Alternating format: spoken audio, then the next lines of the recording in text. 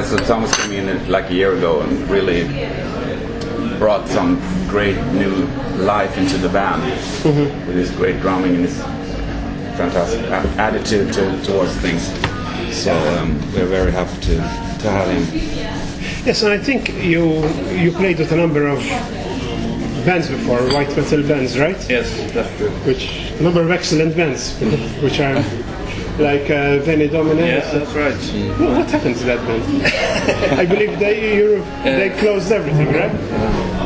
Yeah. We've been on like since '87. Yeah. So I think it was time to close. You had some good stuff at that band. I like it. Yeah. So is it a big difference? Sorry. You have to close it to be able to do a comeback. Yeah, maybe in 10 years or so. Yeah. So is it a big jump to Nubian Rose? Yes. Big jump. In what sense? There's a big difference. I mean, the whole attitude towards playing drums. When Domine was kind of slow, and Nubian Rose is more syncope. Yeah. More up tempo. Yeah. Mm-hmm. And I had to.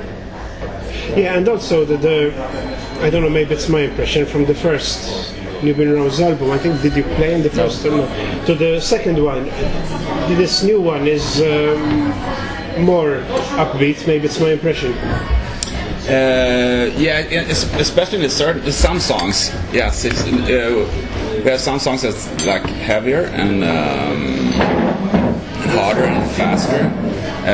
Even though we had some songs that went towards that on the first album too, but I guess that's where we ended up with the songwriting. I mean, I'm a huge heavy metal fan myself, and a lot of my influences are in the early Judas Priest and Saxon, they had and Accept in the first albums like that. So those influences are definitely in there, and also Sofia's voice is like it's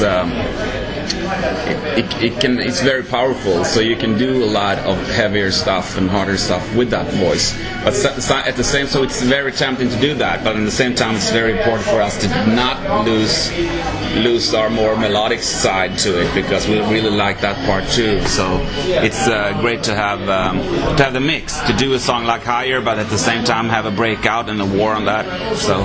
By the way, sorry if I'm sticking this in your face, but I want to reduce the noise. You're speaking about Sonia. The impression I had while hearing her sing is that my influences might not come from metal, not only from metal. Maybe can give me more. I mean, she's a very, her influences is. I mean, she can probably speak for herself, but she's classical school for once. So she's been to like university with her singing, and that's been classical schooling. She's formally trained. Yeah, and so she has that classical stuff in her, but then she has listened a lot to like bands like Heart and but also like singers like Aretha Franklin and then Janis Joplin, and even absolutely there's a soulful quality in her voice here. And it's I mean, the music I love the most, like early Whitesnake and like the 70s, 80s hard rock, heavy metal. They all had listened to more soulful stuff, more blues and more soul, and they were influenced by that stuff. And then they made hard rock and heavy metal out of that. So it was like the hard rock and heavy metal used to be a more soulful kind of music. It was more blues influence, and that's had a really great touch in it. And if we can, and I'm not saying that we are, but if we can recreate a little bit of that, I think that would be amazing. What about yourself? Previous to Nubian Rose, I mean, we mentioned Thomas. Yeah. But what was your involvement in the music scene before Nubian Rose? Before, I mean, I've been for a long time been on what I call like music hiatus, you know. I played a lot, and then when I was younger, it was in like tons of bands, and you know, lived in LA for some years, and you know, played with people here and there, but it never pulled off. I didn't have even it was so much rock in my life. It came to a part that I needed a break. So I kind of took the guitar and just put it in the corner and it's like stay there. And then after a while it started looking at me with its dog eyes and say, please come on, let's do this again. Sometimes you need the hunger to get something. Yeah. You need to feel the hunger. Definitely. And I felt the hunger when and then I met Sofia and we started doing stuff together, and that's like, and then the hunger got real, and then I got really hungry because I felt that we had something really unique. And she's, I believe, from Ethiopian origin, right? Mm-hmm. She was born in Addis Ababa. Yes, but she was adopted to Sweden when she was very young. So she's Swedish, but then she had,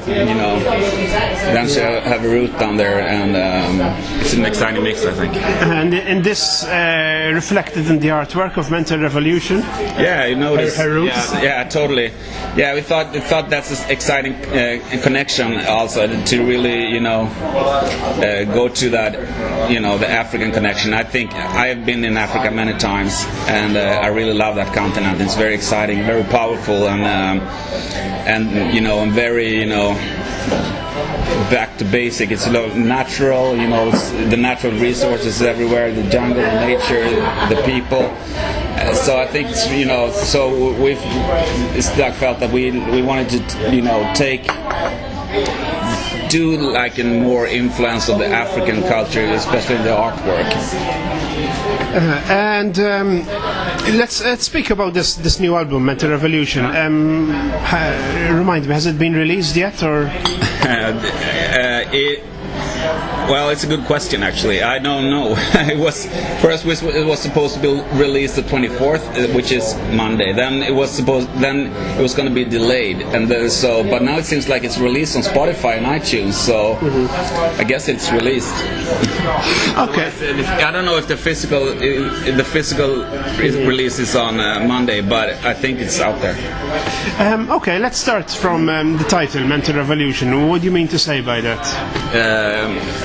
First of all, it's a line from the song "Illuminated Within." But Mental Revolution is, if you look around us today in the world today, it's like it feels like people are getting more and more, clouded. And it's all about having the last technical gadgets. You want the latest iPhone, you want the biggest flat screen TV, you want that great car, you want those beautiful furniture, you want the beautiful wallpapers in your home, you want this and that and that and this, and everything is about being entertained all the time. You see people, you're coming into a room on a bus, and you see everybody sitting on their iPhones like this. Nobody paying attention to each other. Nobody looking out the window and getting impressions from the world around you. So it's a bit like what you said earlier. Those African countries that sometimes you need to get back to simple. Totally. Yes, we need to. A friend of mine who refused to have an iPhone, a smartphone. He still has a phone from like 2001 or something like that. And I was like, dude, man, it's been a technical revolution going on. What are you still doing in the 1800s? And he's like, but I don't want to be one of those guys sitting on the bus and always have to touch something. I want to learn how to be bored. And that said something to me. And I think that the mental revolution is more like you have to open up your mind. It's like start to take, you see what's going on. You have here in UK, you have this UKIP or whatever, United Kingdom. Sweden, we have the Sweden democracy. It's Sweden Democrats, who is like they used to be like like a Nazi party, and they cleaned up their act for the last 10 years. So now they get all these votes. We have like 13% of people voting for these guys, and so it's a racist party. Yeah. And they want to throw the immigrants out. They want people to be. I mean, the white people is okay. I mean, my kids, you know, would not be okay because they are half African, and so I mean, and the people are voting for that say, no, we're not. I'm not racist, but I think it's this and that because they're buying into their bullshit. We need a mental revolution because we need to have people opening up their minds to the world and see what the world really get curious about what the world really is about, and not, you know, not just play Candy Crush on their iPhones. Yeah, very true.